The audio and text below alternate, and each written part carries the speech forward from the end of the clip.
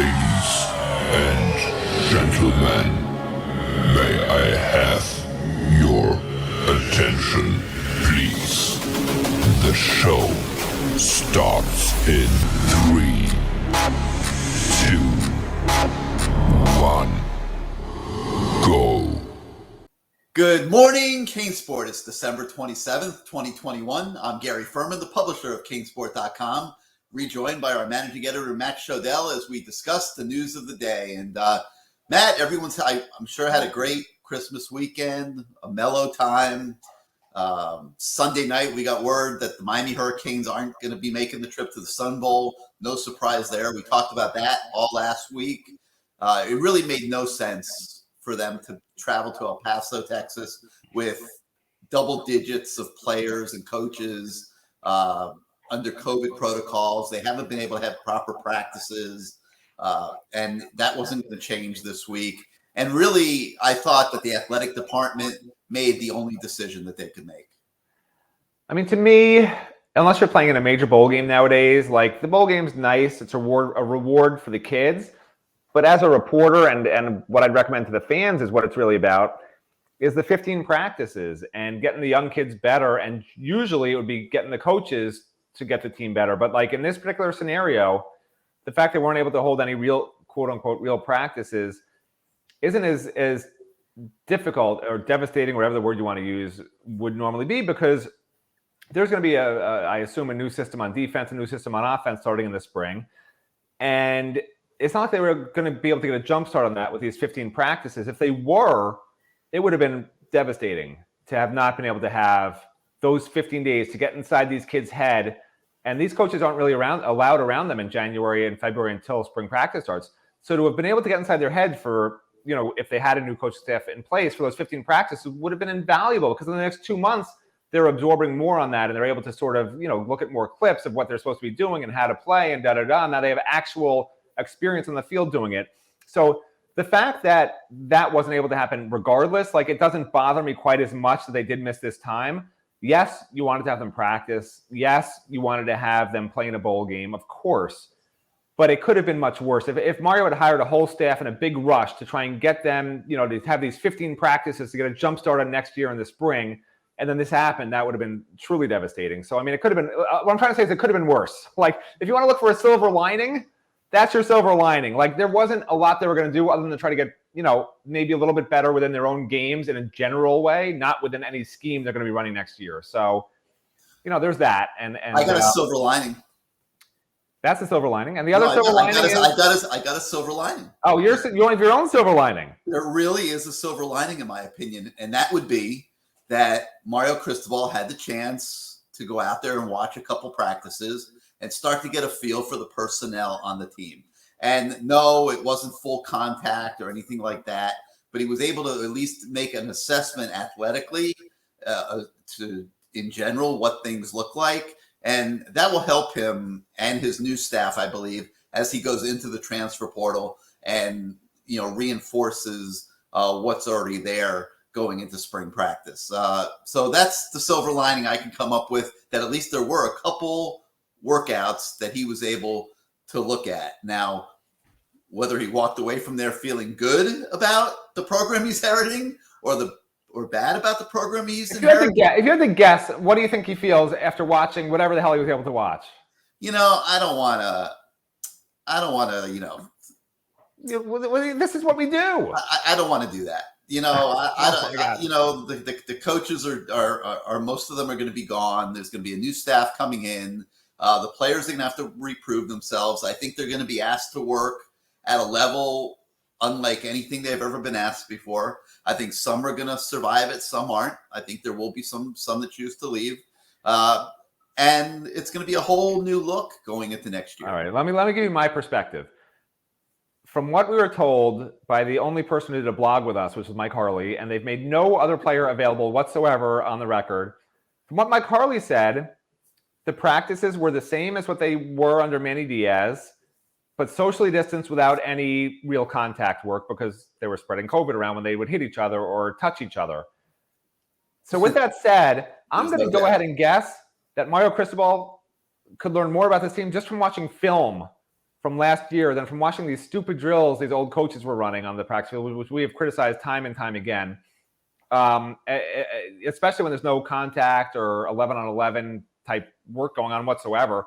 And with that in mind, I'm not saying Mario thinks this, but if I was taking the job as the head coach of Miami and I was just watching the film from this year, what I would come away with is, number one, you got to fix the offensive line and defensive line, period. Because on offense, that was really the only weak area was the offensive line. The running backs were fine. It was the offensive line's fault. And then when things went south. And then on the defensive side, the secondary wasn't good, but it wasn't good in large part because the defensive line wasn't as dominant as it typically is in a really good Miami Hurricanes defense. And if you fix those two areas, period, somehow through the transfer portal, through, nobody likes that I say Nigel Kelly should be starting in that way too early depth chart. But like my point, which people just missed, is those guys aren't good enough. That's what I was trying to say. A true freshman is better than what these guys have. And, if it's a good enough true freshman. And that's my point. My point wasn't that, he could be named Gary Ferman. I don't care. It's not good enough what they have on the defensive end. That was my point. And people were saying, you can't start a freshman, whatever. I wasn't trying to make that point that Nigel Kelly was, definitely going to start. Everyone's saying he'll be a third down pass rusher. He should be a third down pass rusher, of course. My point was those guys aren't good enough. Why would you start guys you already know aren't good enough? Unless Chance Williams, miraculously becomes somebody else. Unless, I'm not going to go through the whole depth chart, but like those guys from what we saw, unless they make remarkable jumps, which we haven't seen for numerous years, and maybe these new coaches will work magic. I don't know. But my thing, I've covered this team for a long time. I've covered college football. I've covered the NFL, covered a lot of high school sports back in the day in Maryland. And what I've always seen is like once a player has matured physically to the point where that's what he is. And a lot of these defensive linemen have already matured by the time they're freshmen at this level, believe it or not. And yeah, you're going to gain 20 pounds and gain muscle or whatever, but so is everyone else you're playing with and playing against, okay? So unless I always talk standard deviation of the mean, unless you're above that normal standard deviation of the mean somehow, like that's just a normal progression. And it is what it is. And we've seen it a million times. Like, so you got to get kids who are already that much better and then have them on that line. I can never do this correctly. On that line going up, where you're already above everyone else and you keep progressing at that level of the gaining 20 pounds a year and getting bigger, faster, and stronger. And they don't have that. They're still at this level going up. So like you got to get the guys in. You got to get the horses, whatever you call. I don't know what you call these guys, whatever you call them. You got to get the studs in who are going to make the plays, and they don't have them on the defensive line or on the offensive line. Maybe Jalen Rivers is like a good enough guy to really start at an Alabama level program, maybe. Because that's really what the baseline is going to be for Mario Cristobal now. Will this guy start at Alabama? Is this guy good enough to, play at Alabama? Because if you're not going to do that, then why even try to compete for a national championship? That's got to be the standard. Miami has maybe one guy on both sides of the ball that could maybe start at Alabama, and that's maybe Jalen Rivers, based on a very small sample size last year, considering how young he was. Well, man, that was long, but I know, but people say I talk too much. People say you talk too much. Yeah. I don't know what we're supposed to do if we both talk. Did you see how well behaved I was? I didn't interrupt once. If neither of us talk enough, how come we ever get a show done? People are like, you talk too much. I have a lot to say off of what you just said. But I just, while I was sitting there listening to you, I thought of a couple things. I put out a request on the message boards at CaneSport.com this weekend for suggestions on things that we can do better. Several that I received said that we have to get you a new picture that's behind your head there. Those were my suggestions. I just sent them in under 10 different names. We got to get you a new picture that's not that horse. So we got to work on that. What do people have against Native Americans? I don't know. They want something different though. They want something, more Canes-ish, sportish, whatever. Whatever. We'll figure that out. It's a classic painting. But anyway, just to let me get some equal time here and comment on what you just said. First of all, the strength program that every kid in this program is going to enter in January is going to be distinctly different than anything they've ever done. It's going to be better. It's going to be more intense. And I think the guys that survive it and are here in September are going to physically be built differently than they were this year, whether it's Chance Williams or Jafari Harvey or anybody. I think they're going to be built different physically than they were this season. So that's for starters, but don't interrupt me. So anyway, Why They're not? going to Why be. not? Trust me. Because you said the same thing when David Feely came here. You said the exact same thing. This guy is David Feely on steroids. Okay, David Feely's at Duke now. I love him. He's a great, super duper guy. This guy, Aaron Feld, is maybe the best strength coach in the country, and it's going to be a whole different deal. I'm pretty confident of that. Now, my list is longer than your list. I get far beyond the offensive and defensive line when I look at the team. Obviously we feel pretty good about what's going on at quarterback. I think that there's a couple good running backs, obviously, in Knighton and Chaney. Okay. Maybe Thad Franklin develops a little bit better, under a new staff than he did this year. I wasn't overwhelmed with Cody Brown, but here's the thing that I see at running back. I don't see durability. I see a Don Chaney who's always hurt. I see an undersized Jalen Knighton. To me, Matt, they need another running back. Okay, so that's number one thing I would be looking for in the portal. What portal running back wants to start from day one? Don't interrupt me. But how am I going to remember all this stuff? I got to take notes and then go back to that point? Take notes. I'm just giving my opinions off of what you said. Okay, so I think they need a running back in the portal. I really do. If there's one there. If there's not one there, then you got to go with what you have. At receiver, I obviously love the receivers they have. I love Brinson. I love Jacoby George. I love Keyshawn Smith. I love Restrepo. Unless Jacoby George develops into this, I am not sure they have a number one receiver. Charleston Rambo was the number one receiver this year. I think you're going to see in April in the NFL draft that the NFL is not going to be overly overwhelmed with Charleston Rambo. From what I hear, he's going to be a mid to late round draft pick. Maybe he can improve that a little bit, but he just doesn't have the burning speed, and he will get drafted. But he was the number one receiver this year, who might not have really, really, really been a number one receiver, but he certainly was on this team. They don't have Charleston Rambo next year. So they need Jacoby George to go to the next level. They need Romello Brinson to go to the next level. They need Keyshawn Smith to go to the next level. And then we'll see from there. I would like to see them get at least one more receiver in the portal that has the potential to be a number one receiver. And I would, and maybe that's Frank Latson, by the way. Maybe that is Frank Latson, and maybe Frank Latson, who had injury issues at Clemson, now that he's had a few years in college football, maybe he transfers to Miami and he becomes that guy I am talking about. I don't know. I haven't seen Frank Latson since he was in high school, so we'll see. I would also like to see them in the portal pick up another slot receiver to go with Rashard Smith. I think they need one more. I think they're going to miss Mike Harley a lot. He made a lot of plays the last 2 years. And I think that they could use another speed receiver for the slot to go with Rashard Smith and Restrepo. Just my opinion. We'll see what happens. I like where they are at tight end. No issues there. Obviously, a lot of work to do on the offensive line. And I think you're going to see them hit the portal and try to come out with at least 3 starters. I think Zion Nelson, they're going to see as serviceable. I think they're going to see Jalen Rivers as serviceable. I think they're going to see Delone Scaife as serviceable. I think they're going to look at Ja'Kai Clark, and they're going to make the determination that was really made this year that he needs a redshirt year to develop physically. And I think you're going to look for them to bring 1 or 2 centers in out of the portal and maybe a tackle to fortify what they have, because there's no depth and there's not a ton of quality. But I do think that Scaife and Rivers and Nelson will be deemed serviceable going into next year by the new staff, by Alex Mirabal and Mario Cristobal. On the defensive line, they've already brought the kid Lichtenstein in from USC. I think he'll be in the rotation. I think Leonard Taylor has to get to the next level under a different coach. I think there's a great chance of that happening.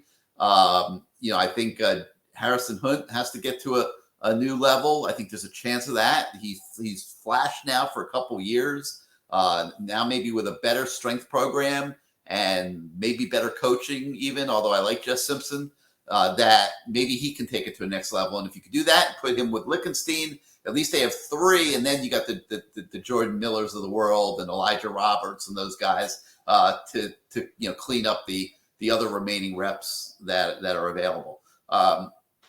Elijah Roberts is an interesting guy because he showed flashes at times. I don't know if the new staff will see him as a tackle, an end, a swing guy. I do think he has some potential. But, you talked about Chance Williams, Jafari Harvey. I agree with you. They need better. I think they got to find the defensive end in the portal. I think they got to find 1 or 2 linebackers in the portal. I think Chase Smith's game has to be taken to another level here in the spring. I think he can become a good linebacker. I think somebody has to reason with James Williams and make him understand that if he moves to outside linebacker, he has a chance over the next couple of years to develop into an elite outside linebacker and will improve his stock with the NFL, in my opinion. I don't know that the NFL is going to see him as an NFL safety. I think he makes the team better, the defense better, and himself better if he moves to linebacker. We'll see what happens. Obviously, at safety, you feel like you've got some pieces to work with there. You got, Cam Kinchins should, come back and be very, very good. Avante Williams, obviously. So you got a good start there. NFL people tell me that Tyreek Stevenson needs to move to safety. I don't know that Tyreek's going to go for that or not, but he should certainly consider it because he's coming back apparently for another year to try to improve his NFL stock. And if he listens, people will tell him that they think he's best suited to be a safety. And that would give him the best chance to get drafted in a reasonable spot next year. So, obviously your kicking game's okay with Headley and Borregales. If Tyreek did move to safety, cornerback would be a little bit light. I'd like to see them pick up a cornerback or 2 in the portal as well. So, my list is a little longer, Matt, than yours was. I think you and I are in agreement that this is a roster that's not ready to compete at the upper levels of college football yet, and it's going to continue to need a lot of help. I agree with that last statement. I mean, I kept some notes since you won't let me talk. But the bottom line is this. You say Tyreek should play safety because he's better for him for the NFL. James should play a linebacker. It's better for him for the NFL. These guys have to change their attitudes if that's what they're thinking. Or you got to convince them. No, this is about the Miami Hurricanes team. Until this team stops thinking like individuals, this is going nowhere. You're absolutely right. Well, you're saying they got to explain to these guys this is the best thing for them? No, you tell them this is what's best for the team. What's best for the team is James Williams at outside linebacker because you got Avante Williams and Cam Kinchins at safety and you got no linebackers. You need your best players on the field, and he can do outside linebacker with his frame. You don't tell Tyreek to go to safety because you got great safeties. You got no cornerbacks, and you got no depth at cornerback. He's got to stay at cornerback. I don't care if he's going to be a safety in the NFL. And then, as to the whole strength training thing you talked about 45 minutes ago, I don't want fans to have this expectation that within how many months does this guy have left? 8 months, whatever it's going to be, this guy gets his hands on them. The guy could be the greatest, weight trainer, strength trainer, whatever, mental trainer in the world. It's a process. You don't snap your fingers. These kids have to work hard for the team, not just for themselves, for the team. Every one of them has to work in conjunction. There have been problems, in the weight room where, you feel like some guys aren't giving their all, you're giving your all. It can't be like that anymore. These guys have to change their mentality entirely. There's been a lot of problems. People talk about the culture, and the culture got better with the younger players, but it has to be throughout the entire team. And you got to get rid of the cancers on that team.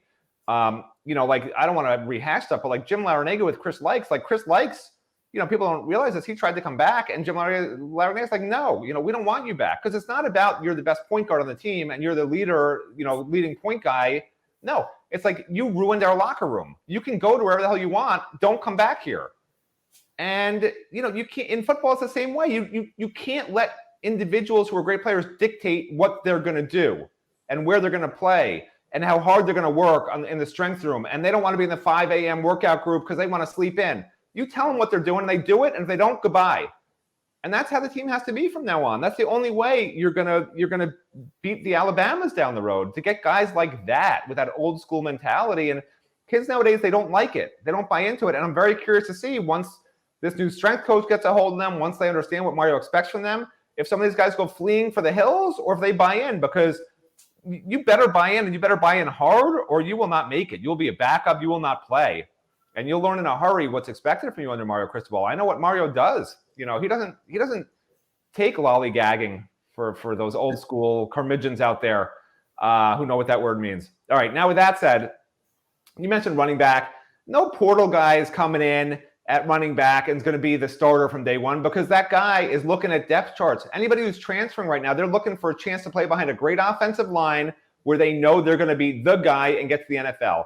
It's why the kid left Clemson to go to Wisconsin. You can name a million different ways that happens everywhere. They're not coming to Miami and seeing a Don Chaney who looked really good 2 years ago, and people think it's going to be really good. And then Jalen Knighton with what he did, and they're thinking, oh, okay, I'll come in and maybe I'll split time with Don Chaney, and Jalen will be the third down back, or maybe I'll play a series, and then Jalen will play a series. No transfer running back worth his salt that's any good is going to want to come into the situation behind a suspect offensive line with that going on. So you're not going to get a portal running back who's any high caliber guy. You can get a depth guy just where you have another number. So in case, like you said, these guys are brittle. Well, you've got depth guys. That is Tony Brown or depth guys. You're going to get an average depth guy. That's it. At running back. You want to waste a spot in that? Fine. Wide receivers are fine. I don't buy your whole bubble-mites about that spot. They're fine. They don't need a transfer there.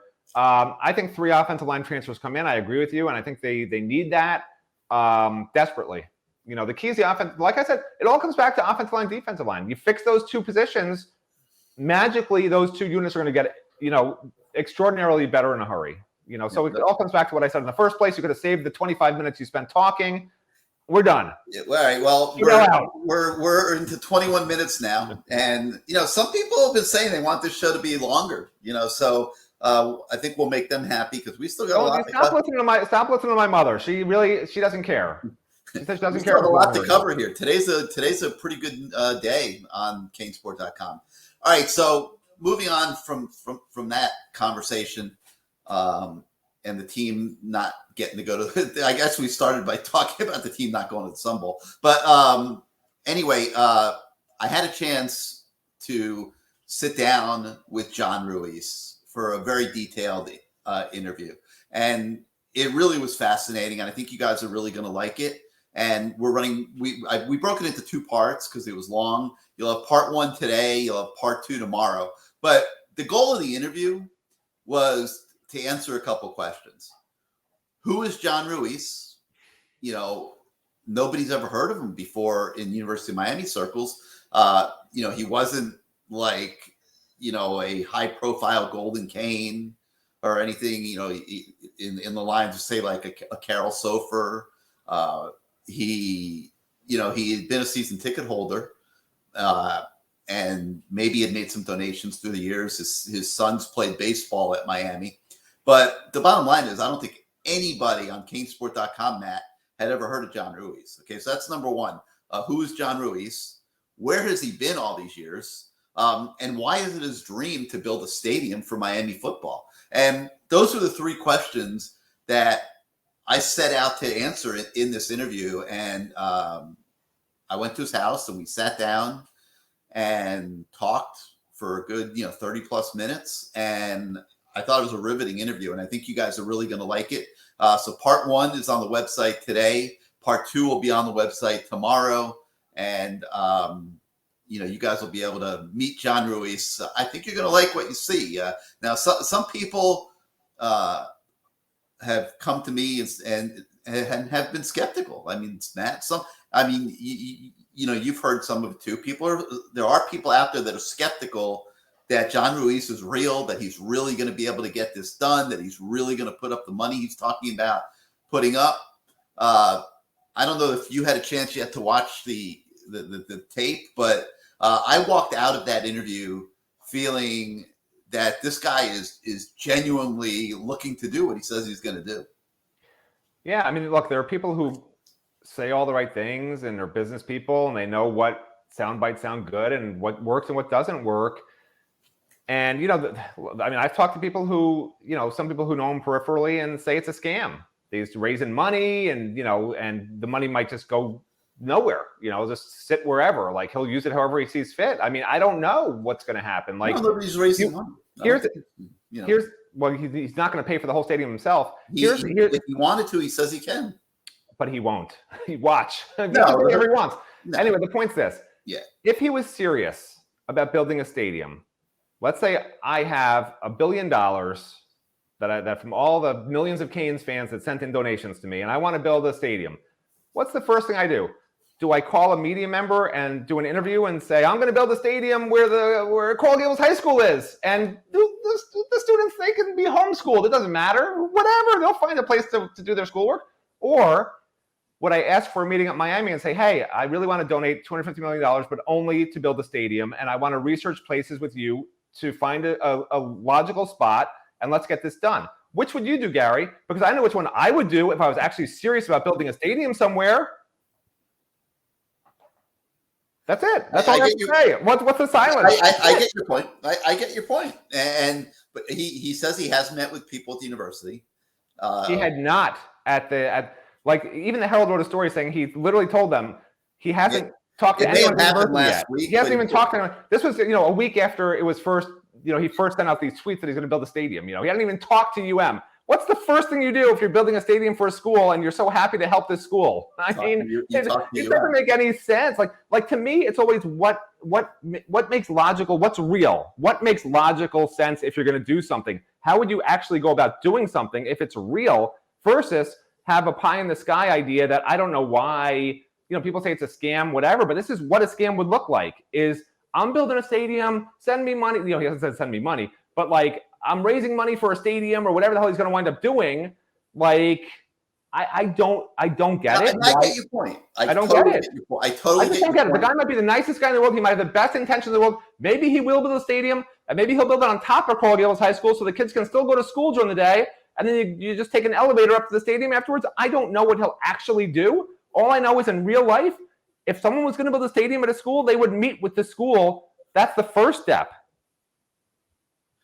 Yeah, I mean, he told me that he had met with somebody at UM. He didn't say who.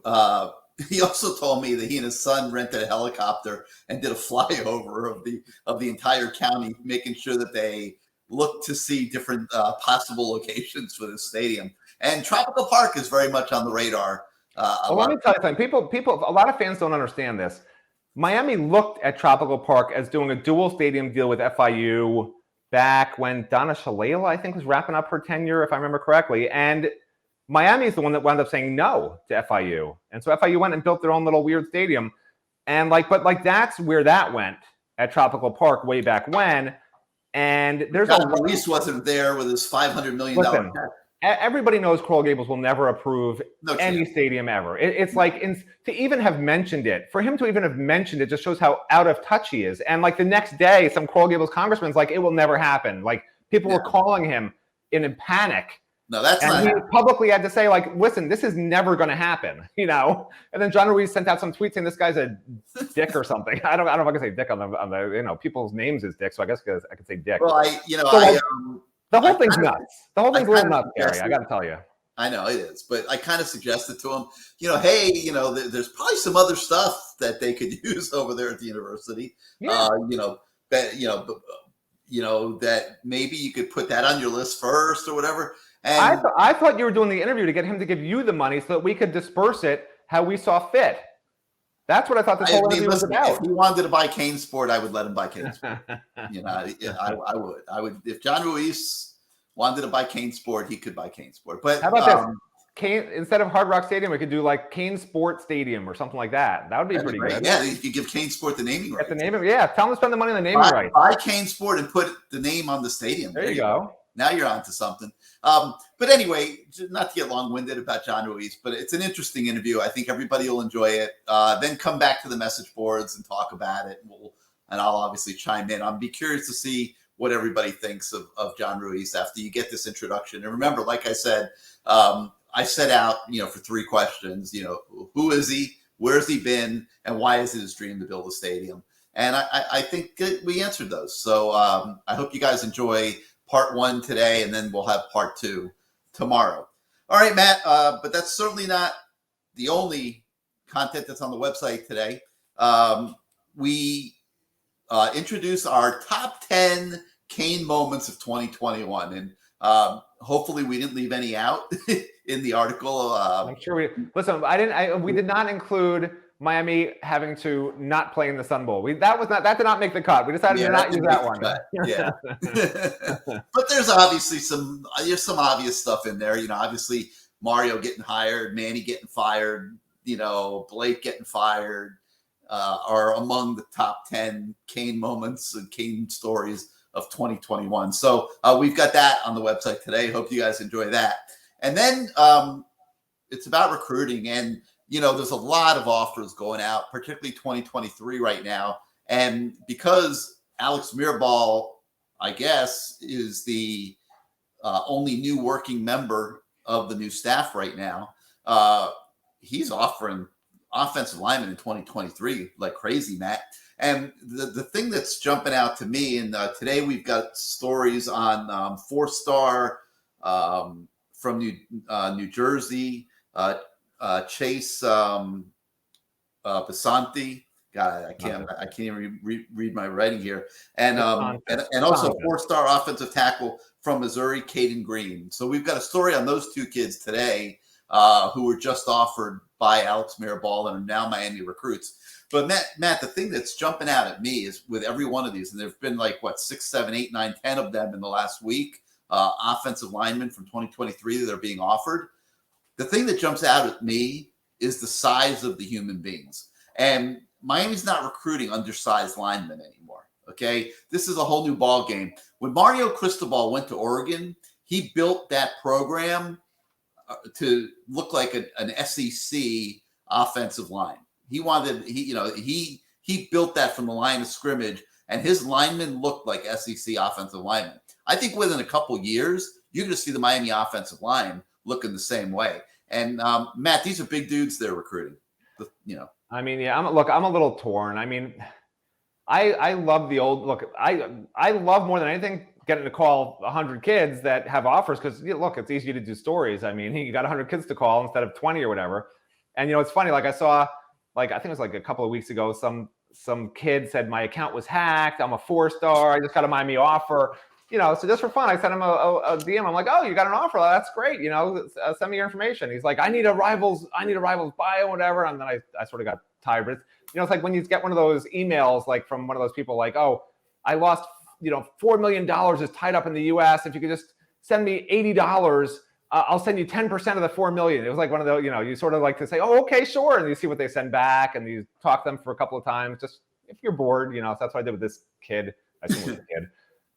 Back and forth a couple of times, but that's neither here nor there. I'm saying that because just so many offers have gone out. You could see, if 50 fake accounts said I got a Miami offer, you could see people believing it because they've given out so many offensive line offers. And the reason I'm sort of torn is, yes, I love covering it. And yes, nowadays these kids, you got to offer them early. God forbid you don't offer them early. You're not one of their first 10 offers. They'll never consider you. But I miss those days where when you got a Miami offer, it meant something. And it was a committable offer. There was a time not that long ago where if, a Miami coach called you and said, you have an offer to the University of Miami, you could say, okay, coach, I'm committing. And they'll say, you're in the class. And now you get, if you offer 20 offensive linemen in the last 2 weeks, they're not taking 20 offensive linemen in the class. And this is not first come, first serve. They have an order in which they want these kids. And if the 20th guy on that list says, oh, I'm committing, they'll be like, you know what?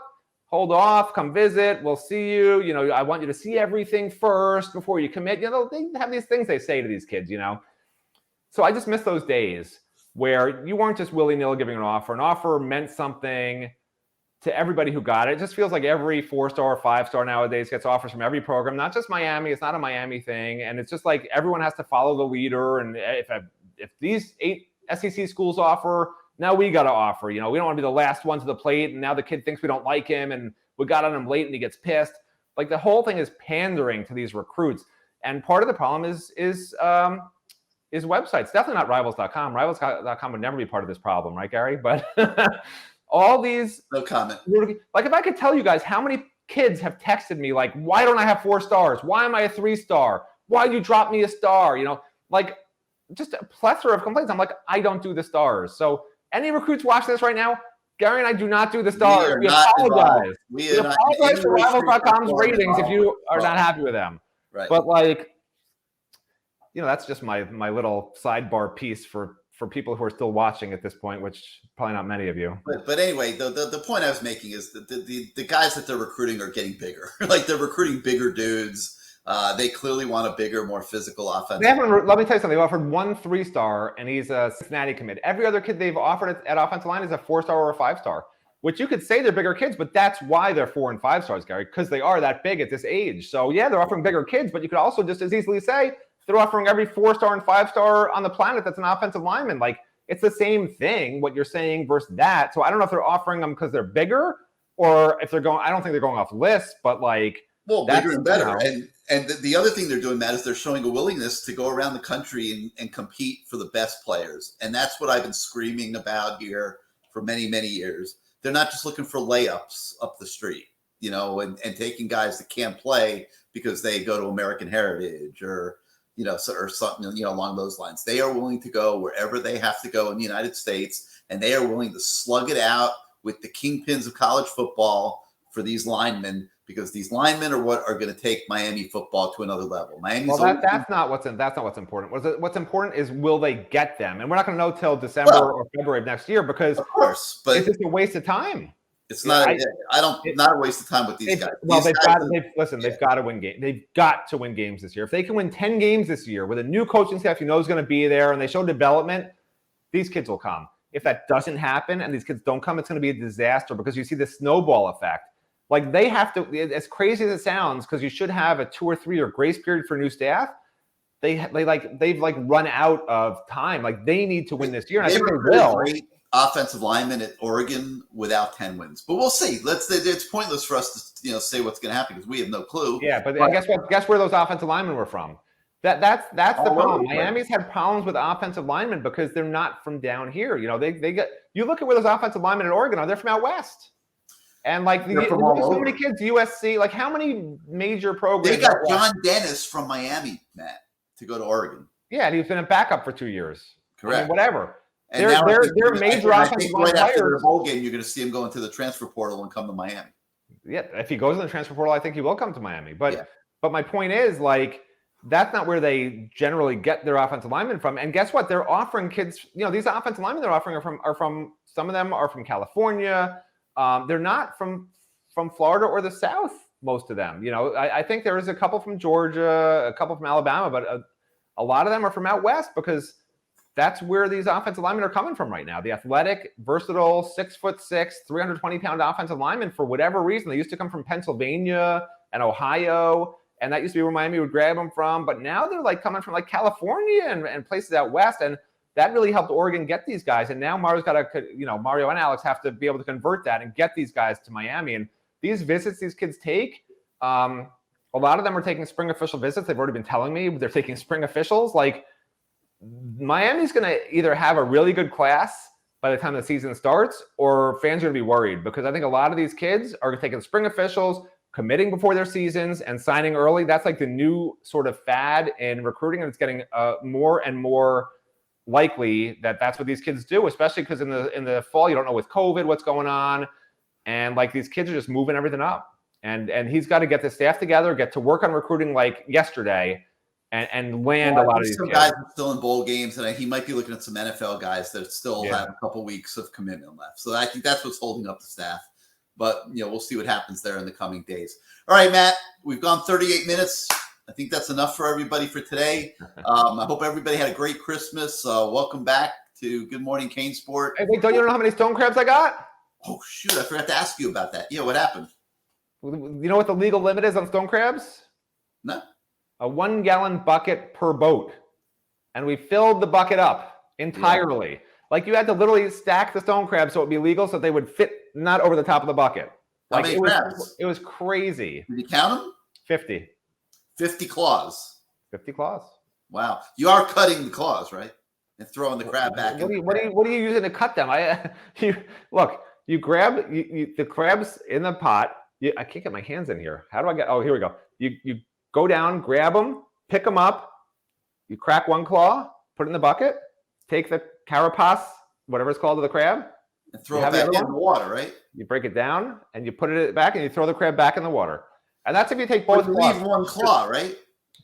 Nobody leaves one claw, Gary. Come on, tell me you're not doing that. Listen, we're doing the crab a favor. We're doing the crab a favor. You want to know why we're doing the crab a favor, Gary?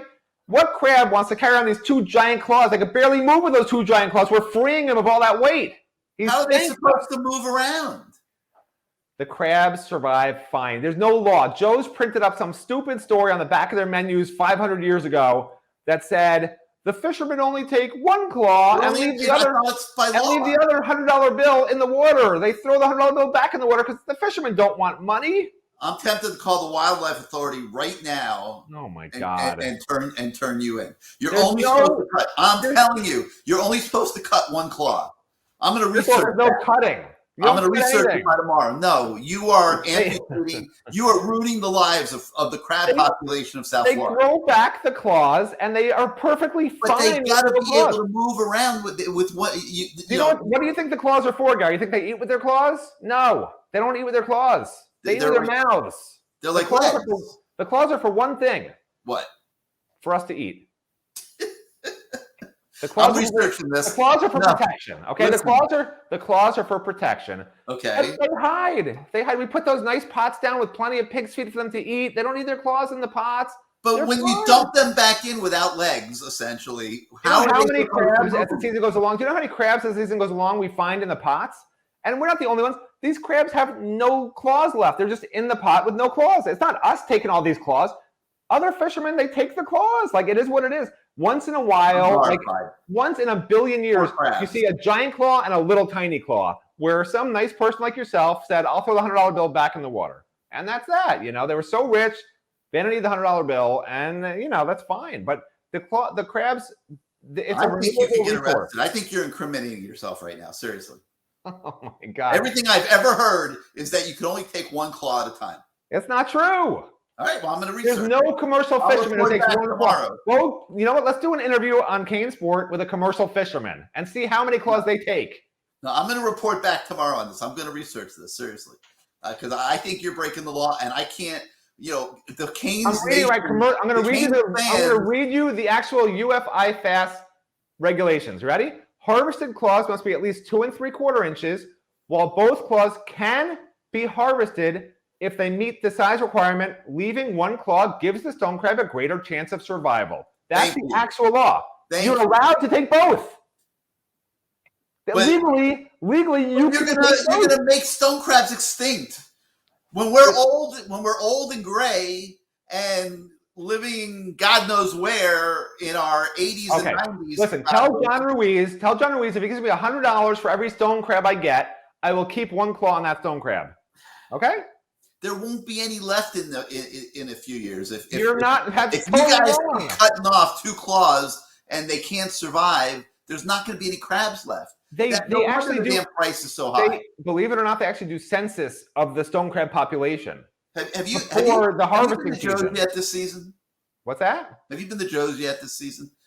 I was forced to go once. The crabs are awful compared to fresh crabs. No, you can't even eat them. Price of them? Have you seen $80 for a large or whatever? Yeah. I mean, it's ridiculous, and it's because of people like you that are cutting all these claws off and making it harder for the fishermen to fill their quotas. Cutting the claw. Nobody's cutting anything. Stop saying cutting. You're supposed to leave one claw.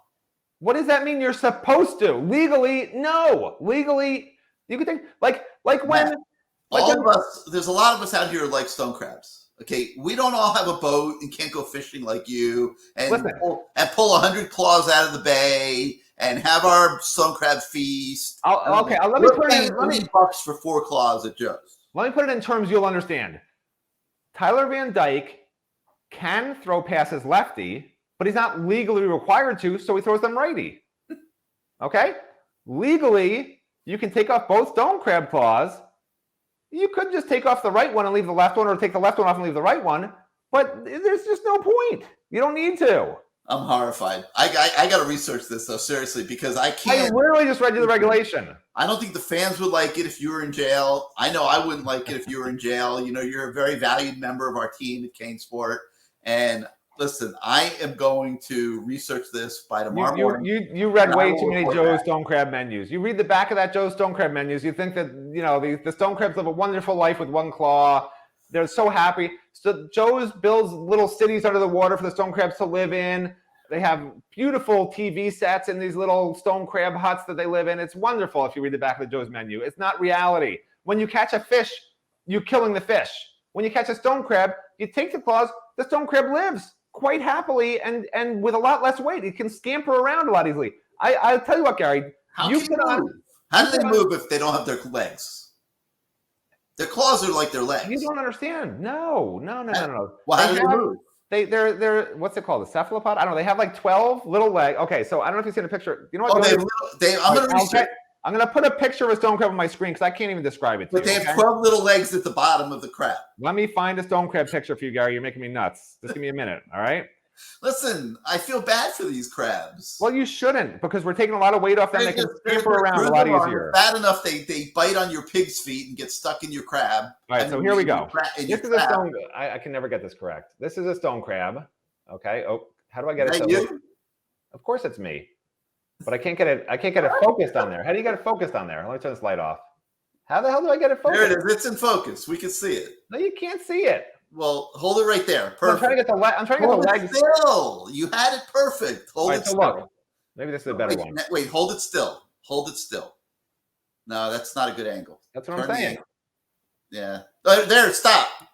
Okay, so we could see the crab. That's a big one, man. Well, there's legs. So if you see, those are the claws, and then there's legs. You can't really see them.